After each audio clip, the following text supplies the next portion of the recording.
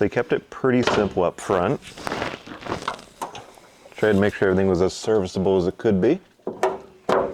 So stock style manifold, you can turn the heat shield and everything, keep it as cold as you can under here. You can also see we tied the drain in right to the valve cover, so it's removable if you want to. Up front we use bulkhead fitting, so if you ever need to take anything out, it's all accessible. You can get to everything you need to get to. Where they keep the piping all tucked down low out of the way so you can still access anything wiring wise, anything on the intake. All your sensors are still accessible, nothing's blocked or in the way. So piping wise, everything's all tight and compact, so it's not going to be in the way of the splitter, not going to be the way in any of the mounts for anything else that's going back on. Everything's down low and set up so it can be accessed either from the bottom or from the wheel well if you need to, if the bumper's already on the car at that point. So we kept everything rubber mounted so nothing's solid. You shouldn't have to fight any cracking in any of the joints. It's not going to have any vibration going through it. It's going to keep it all nicely isolated.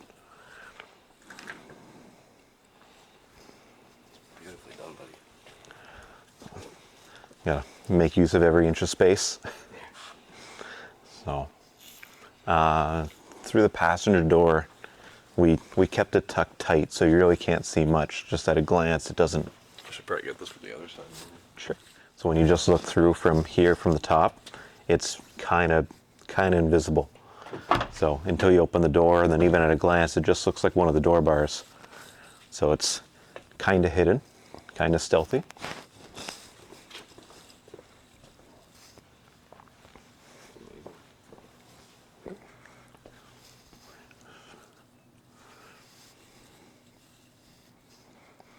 And the wiring all needs tied in, of course, but you can see the lines come through the back, and there's plenty of space, tons of gap to all the hot stuff. Nothing's going to contact any areas that are going to be warm. So, plenty of accessibility for all of it. We set it up so from the top you can still get the cap off the catch tank if you need to, just so it is still accessible if anything ever went wrong. You can get to almost all the hardware with an impact gun. You're not stuck using Allen keys and wrenches on it. Got your camera tied back in, so it's still the same spot it was before. I didn't see that yet.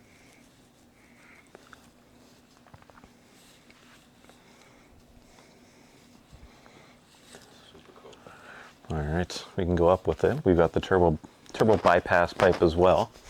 We put this deflector in here too. Keep Oh, the wicked. Yeah, that was fantastic. so And then here, we'll set the trunk lid on while we're down. You can hardly tell that there's anything in there. It just looks like a dark spot.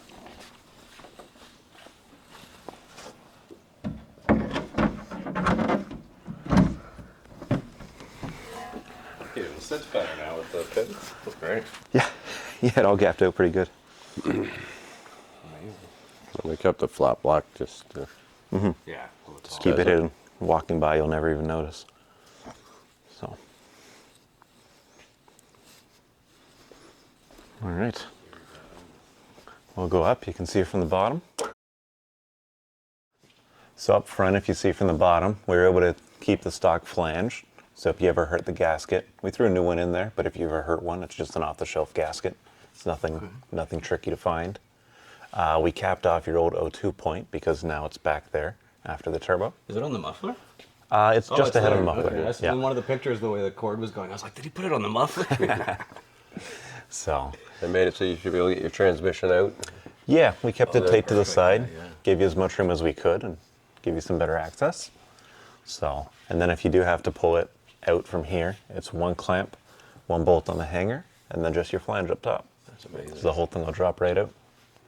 And all the V-bands are double bolted, so Yeah, they don't vibrate. yeah. With the heat cycles over time, they tend to take themselves off if you let them.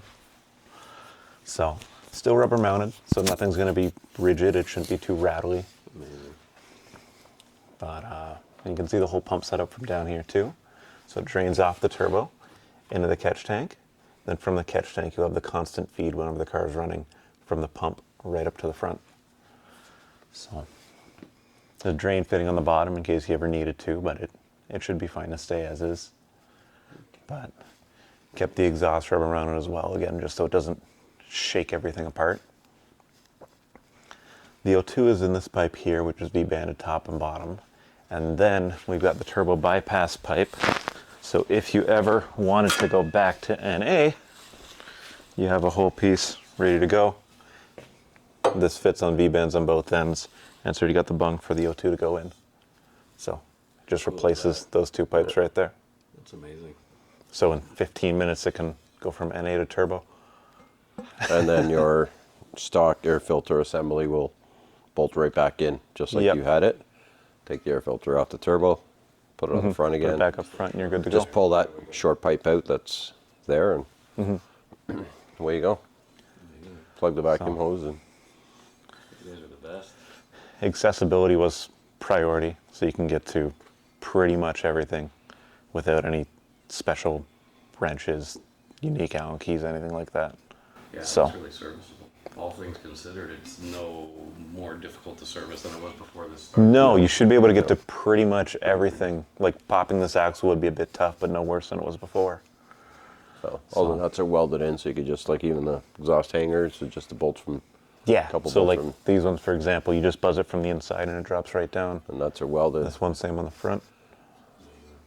So, So this is just a real light, thin wall tubing, so if it does take a hit, it should bend. Okay. yeah. So- hopefully not break everything. Hopefully No. it gets bent back to shape afterwards. So switch the oil lines all to AN. So there's a remote mount filter at the top. You did these ones too. Yeah. Amazing. Yeah. Yeah, so the remote mount, we put it up top with an offset, so it's easy to get a drain tray under. So when you're swapping filter, you won't make a mess. There's a T in the line right at the top. So when you add an AccuSump in the future, it's all ready to go. And there's some more wiring for you to do. It's up top. I'll show you that. Yes, for your sensors all in the oil pickup. Okay, no problem. So, and there's that there. So, No worries. and then all the lines will have a dot on them that they've been tightened and checked. Okay, So- cool.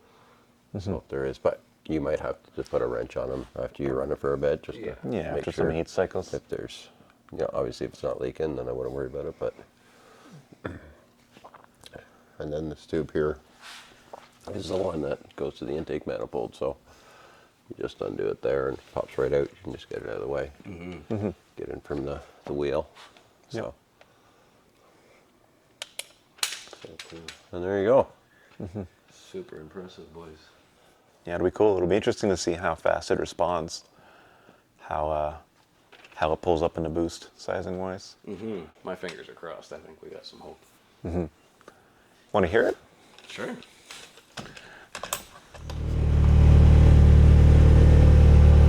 So nice and quiet. I love it. Yeah.